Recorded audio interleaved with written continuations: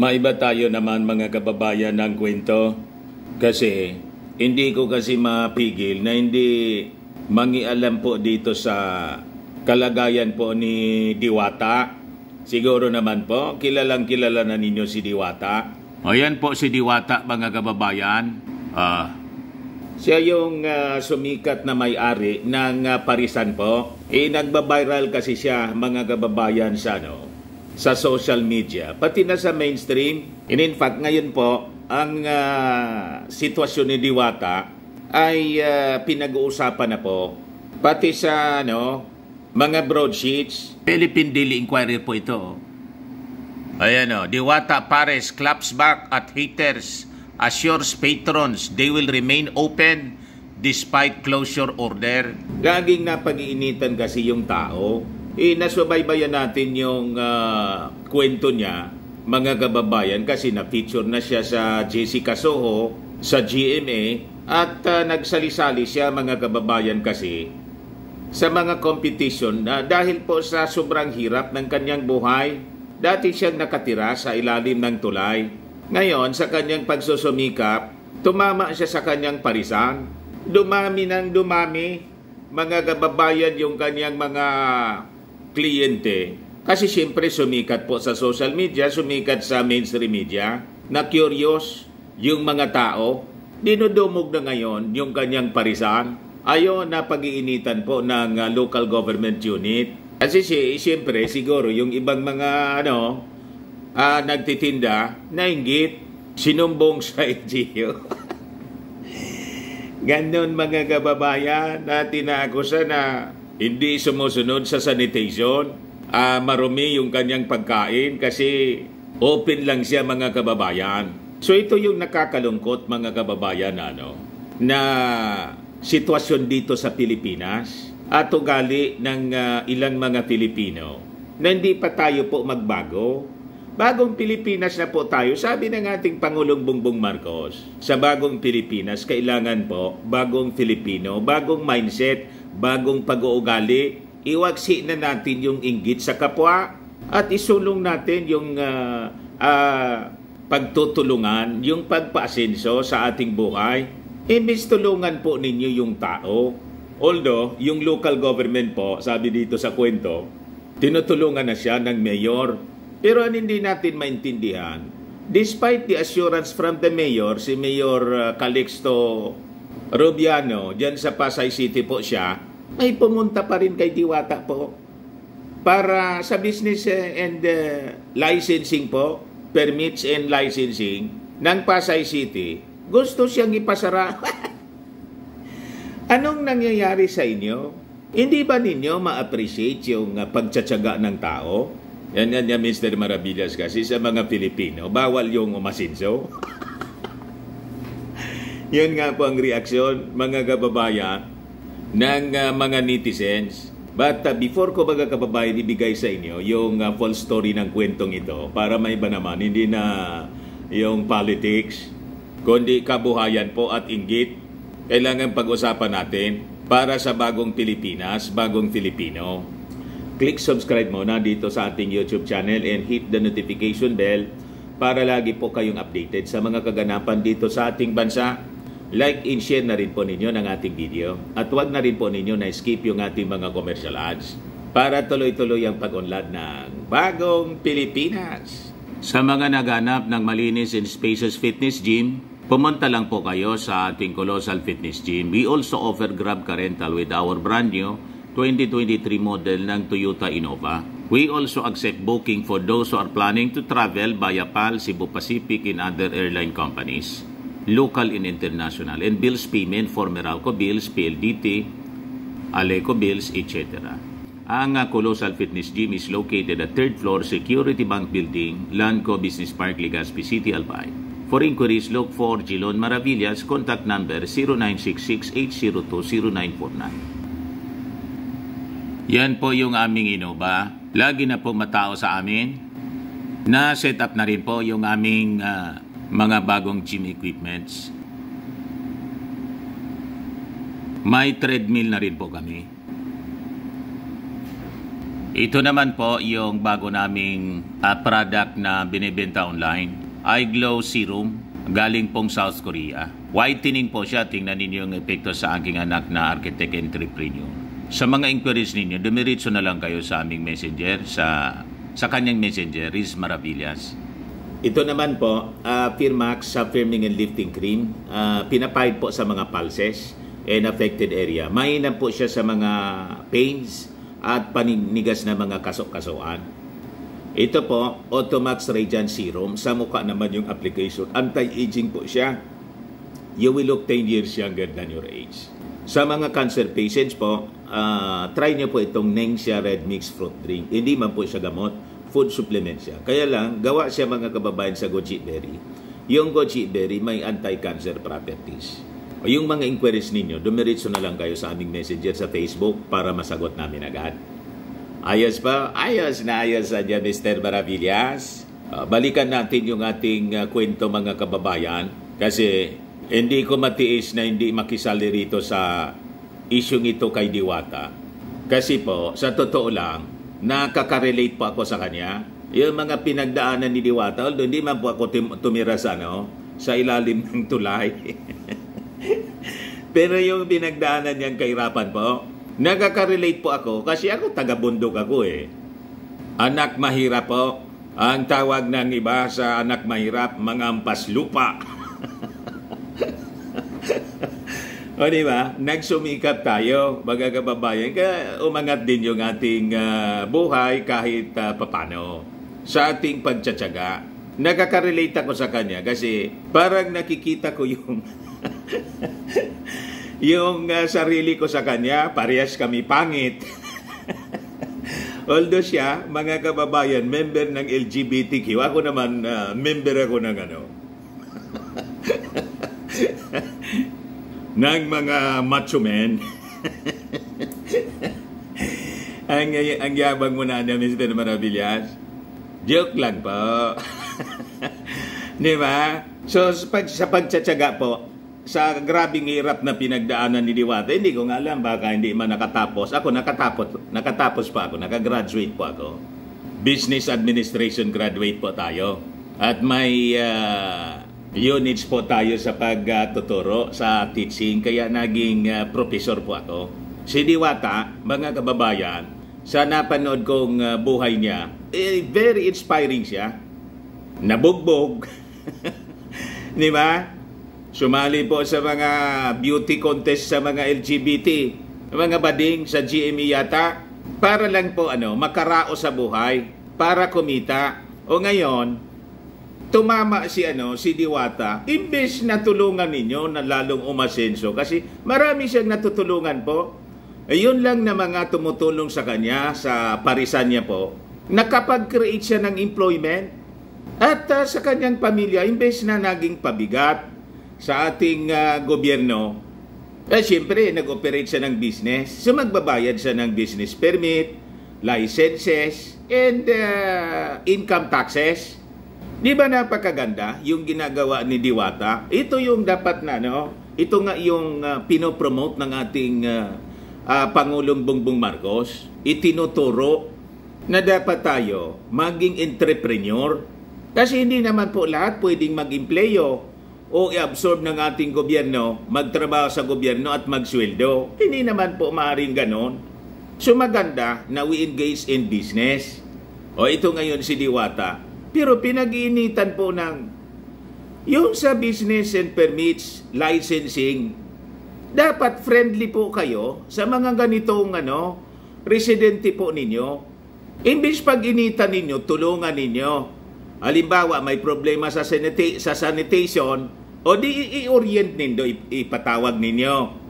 Turuan ninyo kung paano maging malinis, kumbaga yung mga violation. Pero kung ipasaran ninyo, I think that is contrary sa objective ng ating pamahalaan na we encourage business to invest, businessmen to invest. At ito ay sabihin na nating maliit, tulungan ninyo na lalong lumaki.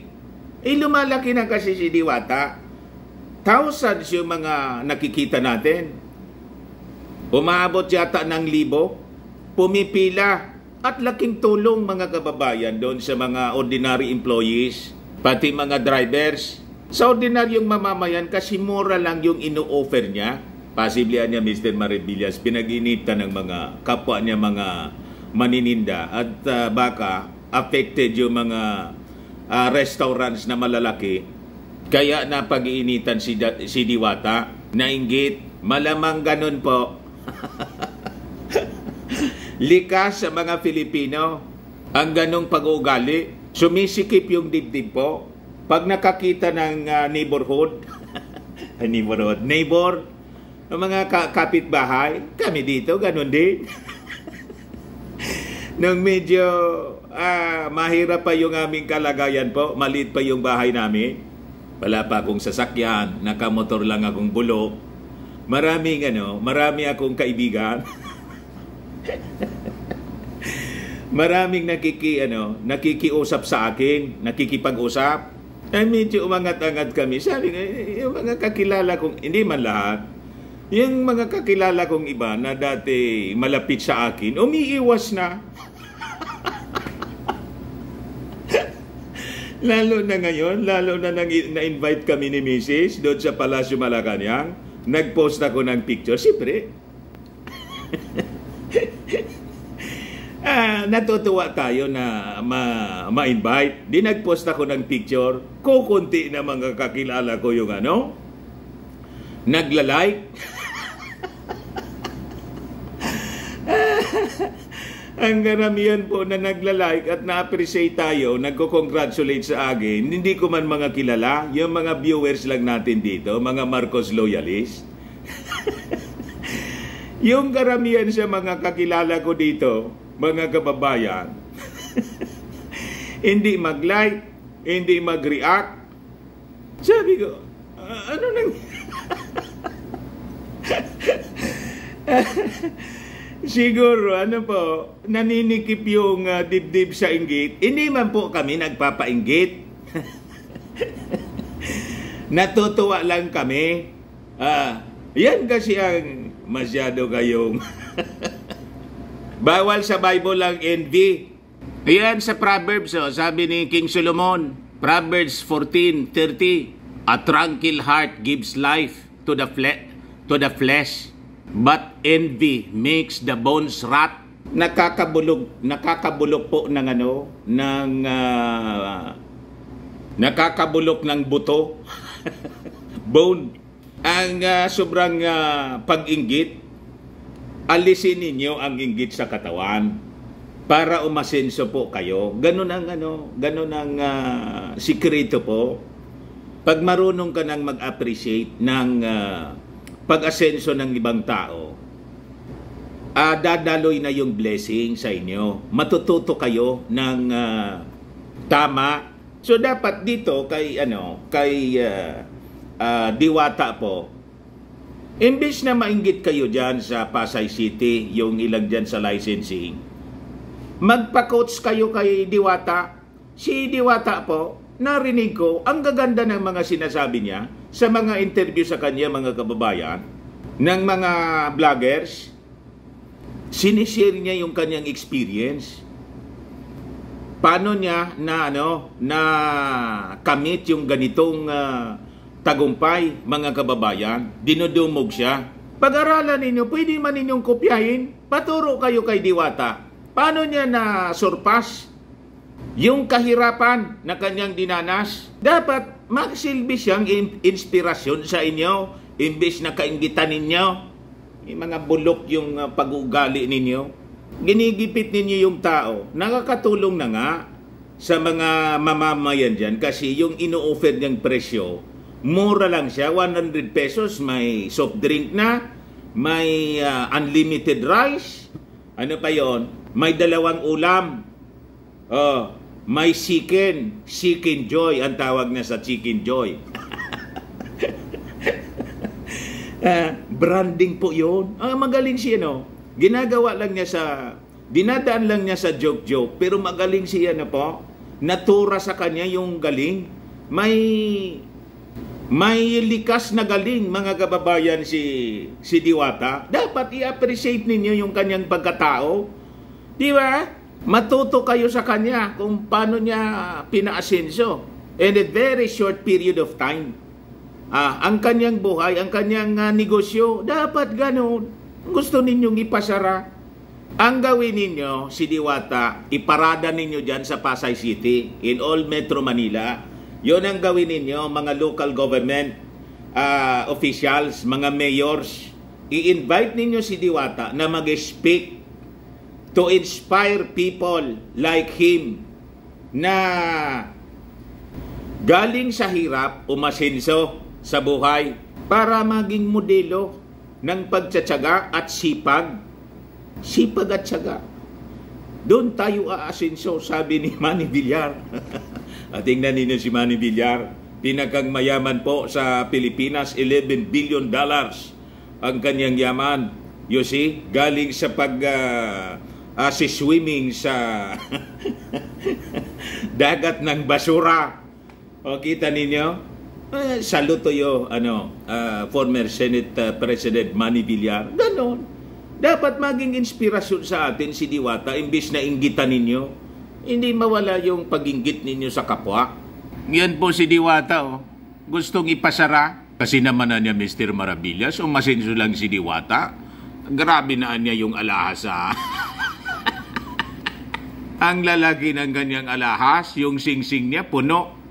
Puno yung kamay. Ako nga, marami din akong sing-sing. Isa lang yung sinusuot ko. Baka mainggit siya. May kwintas din ako. Hindi ko sinusuot po. May okasyon na lang. Baka mapaginitan tayo. Ang daming mga buzzers dito, mga inggitiro, yung mga DDS. Ganun yung mga mindset nila. Binabakbakan nga ako ngayon ng binabakbakan. Hindi ko man pinapansin po. Kasi alam natin, natutuwa nga ako sa mga haters natin. Mga buzzers. Kasi sabi ng mga matatanda, mga kababayan, ang kahoy daw na hitik sa bunga, binabato. Ayan, naging hitik na sa bunga po. Pati yung liig ni Diwata, hitik na sa ginto. Nainggit po yung mga nakakakita kay Diwata, oh. Gustong ipasara. Pero sabi ni Diwata, in interview na isang vlogger po, hindi man nga, fake man yan, kwintas ko. Pangkuhan man yata, yung pagkasabi ni Diwata, pangontra sa usog. Pangontra ko niya sa usog ito, fake man yan. Alimbawa pa, hindi siya fake. Mga kababayan, wala bang karapatan yung tao magsuot ng alahas na dati napakahirap niya? Gusto lang niyang i-enjoy yung kanyang fruits of his labor, yung bunga ng kanyang pagpapagal. Wala bang karapatan yung taong magsuot man lang ng mga branded ng mga alahas? Hindi man yan ninakaw, bunga ng kanyang pagpapagal. Kayo naman. Pero nakikipaglaban po si Diwata. Mabuhay ka, Diwata. Diwata Paris claps back at haters assures patrons they will remain open despite closure order. Lagi na lang may demolition. Ilang beses na ito. Nasubaybayan ko po yung kwento niya. Kaya lang, sabi ko, ngayon, kailangan pag-usapan na natin ito. Kasi parang nakakasubra na itong mga taga dyan sa Pasay City. But it's not the mayor. I-suspend mo nga, mayor, itong mga tao mo dyan sa licensing division po ninyo. Parang pinapahiya po kayo.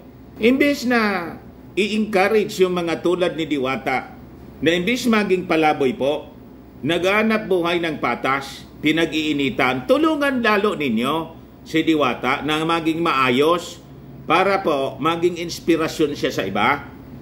Tularan siya na hindi palaasa, umaasa na lang sa ayuda. Kung hindi siya, kaya sabi ni Diwata sa interview, anong gusto ninyong mangyari sa akin? Bumalik ako sa hirap? Bumalik ako sa pagtira doon sa ilalim ng tulay?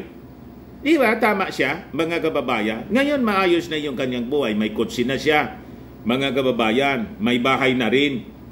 Unti-unti nakakabili ng mga gamit. Siguro later on, baka makabili siya ng mga properties para doon i-establish niya yung kanyang restaurant kasi ang dami ng mga libo-libo na yung mga siya yung pinakang matinding restaurant ngayon sa kalye, street food. This is record-breaking mga kababayan. Tigilan ninyo yung pag-inggit sa kapwa. Yan Deo Jacinto Balbuena, the man behind the Diwata Pares. Yan palang pangalan niya, Deo Jarito Balbuena.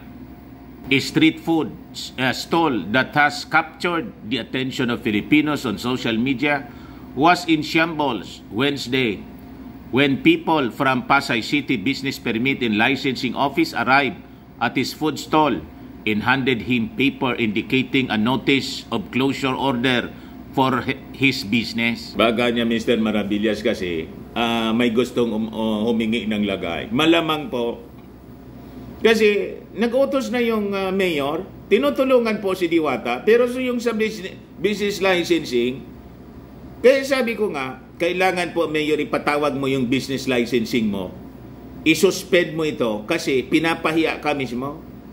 Di ba? O baka may gustong mangutong, madamay ka niyan mayor sa kahihiyan. Dapat hindi kinukonsinti ang ganitong uri ng mga tao. Paris is serving of Filipino braised beef stew with garlic fried rice in a bowl of clear soup which is often sold on the side of the streets. Yan, talo niya kasi yung mga yung mga kapwa niya parisan at yung mga restaurant siguro na nag-offer ng the same menu. Tigilan ninyo yung pag-inggit sa kapwa.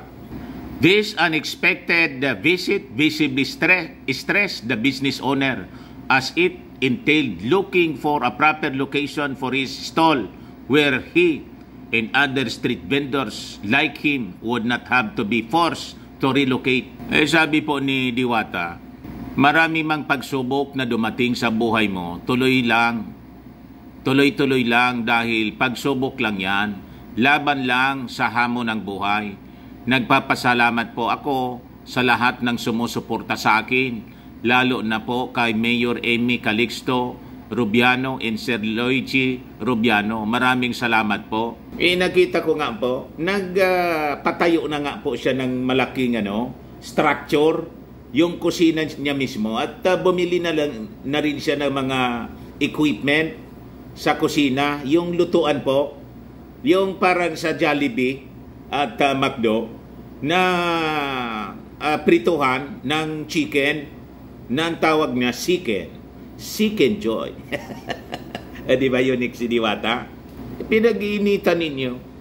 Diwata Pares is feeling positive with his new hope knowing that Mayor of Pasay City herself is helping him. So ngayon po, walang closure na mangyayari. Tuloy pa rin po ang Diwata Pares. Thank you so much.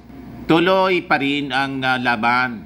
He also responded to buzzers asserting firmly that his product is clean, stating, alam mo, hindi madumi ang pagkain ko.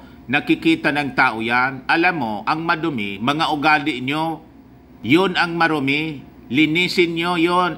Linisin nyo yan. Tama po. Sakto, kahit tingin ko hindi nakagraduate ito siya, baka high school lang itong si Diwata, mga kababayan. Or baka nga hindi. Kasi hindi mo man mabiblame siya sa hirap ng buhay. Pero may common sense siya at malalim siyang mag-isip, mga kababayan. May likas na talino siya. Tingnan ninyo magsagot-sagot siya. Tama yung sinabi niya. Hindi marumi yung kanyang pagkain. Kasi kung may marumi, hindi may sana... May nanga-ospital na, may nagreklamo na sana sa kanyang mga customers, may sumakit na sana yung tiyan, may nagka-hepatitis na sana. Di ba? The fact na wala man po na nanakit ng tiyan, malinis po. Ang talagang marumi, yung pag-uugali ninyong mga inggitiro kayo, Matuto kayong mag-appreciate sa tao na nagpapagal at umaasenso para umasenso din yung buhay ninyo. Baguhin ninyo yung ugali ninyo. Bagong Pilipino ang dapat na gawin natin. Gawain ang bagong Pilipino. Bagong pag-uugali. Kasi bagong Pilipinas na tayo, yun ang sinasabi ng ating Pangulong Bongbong. Ang pagbabago po ay nagsisimula sa sarili. Gusto mong mabago ang buhay mo, baguhin mo yung mindset mo, hindi yung mindset ng inggitiro. Tama? Yung sabi ni Diwata po, gusto ko ang makaahon sa kahirapan, gumawa ako ng tama, lumalaban ako ng patas. Pagkatapos, gaganunin ninyo, anong klaseng mga tao kayo?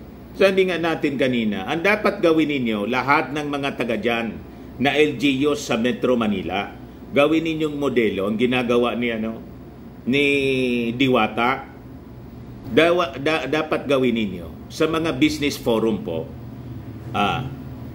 business orientation, i-invite ninyo as speaker, resources speaker, kasi siya, ang kanyang experience, ang kanyang galing, ay nakuha niya sa aktual niyang practice, hindi sa libro or sa kung ano-anong theory, kundi ito, real experience niya at na-achieve niya yung tagumpay sa kanyang sariling pamamaraan, sa kanyang pagtsatsaga at laban sa buhay. So napakagandang inspirasyon ito para sa mga tulad niyang mahihirap kung paano ma-transform ang buhay mula sa kahirapan.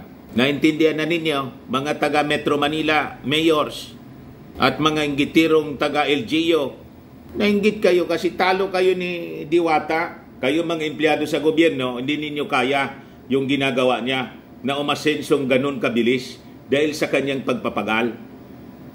Paya kasi kayo, kaya sumisikip yung dibdib ninyo sa inggit, namamasdan ninyo si superstar na po. Ang daming pumupunta sa kanya para magpa-selfie-selfie. Ayan po. Nag-trending po siya. Ayan 200, 2,000 views. Ito may 41,000 views. Pati si Chinkitan po. In-interview ni Chinkitan, 1 month ago, 443,000 views. May nakita nga po ako na mga million, 10 million views. 9 million views. Ito, 1.4 million views. Dinodumog po siya, mga kababayan ng mga content creators. Kaya sumikat masyado. Yung mga food vloggers po, laking tulong din. Mga kababayan sa mga food vloggers kasi pati sila kumita sa pagpo-promote kay Diwata. Pati si Brenda Maggie, 919 ang hiwaga ni Diwata views 2 weeks ago. Ito 1.8 million 2 months ago. O sa kwan po to, GMA, Pinoy Batosay at Diwata, kumusta na ang anger management ngayon? Kapuso mo, Jessica Soho. Pati mga foreigners po nakidiwata na rin. So ito siya nung nabugbog mga kababayan na feature sa GMA, bading sugatan ng saksakin ng dalawang kaibigan niyang nagdodroga umano. Yan si Diwata dati Nag-join siya sa sa Showtime para lang magkapera, umangat sa buhay kung ano-anong pinasok ni Diwata. Di ba ninyo na-appreciate? So dapat po na-appreciate natin yung kanyang pagpapagal imbes na pag-initan po ninyo. Kaya daming nagre-react po mga kababayan. Basahin ko sa inyo yung mga reactions dito. Pabor sa kanya. Kaya sabi ng mga nag-react, go lang Diwata, ipabarang ang City Hall. Ang galing ni Diwata, baka kailangan ng lagay. Kung walang kumakain sa kainan ninyo, ayusin ninyo ang pagluluto ninyo. Tapos, ang mamahal pa ng mga pagkain ninyo, tapos nandito yung taong pilit nagko-comply ng requirement simula nung pinagsabihan siya pinag-initan ninyo. Grabing inggit naman yan. Tama. Baka po kasi yung mga katabing mga katulad na parisan sa paligid, wala nang kumakain. Lahat na nahugot ni Diwata kasi mura. Only rice pa. Dinudumog po ng tao. Ang pila po, napakahaba ng pila. Magbigay sila ng designated na lugar, pwede sila maghanap buhay, maayos, di ganyan, laban lang Diwata. Grabe naman, pinag-initan palagi si Diwata, maging patas naman sana kayo. Laban lang Diwata, talaga naman yung iba dyan, mas malaki pa ang tindahan kung hindi paso na ang business permit, wala pang business permit, bakit hindi yung mga yon ang bigyan nila ng closure order? Ano yan man pinipili lang yung kung sino yung gustong ipasara? Ganito talaga sa Pilipinas, kung sino yung pumaparihas at sumisikat, siya yung inaaboso. Bawal nga dito ang umasinso. Old mindset po. Grabe kasi kumakain, tingnan ninyo ang pila. Ganyan mga kababayan, dinudumog po ng tao. Grabe po, dinudumog siya. Ganyan karami mga kababayan. Ganyan kahaba ang pila po. Parang yung mga pumipila sa DSWD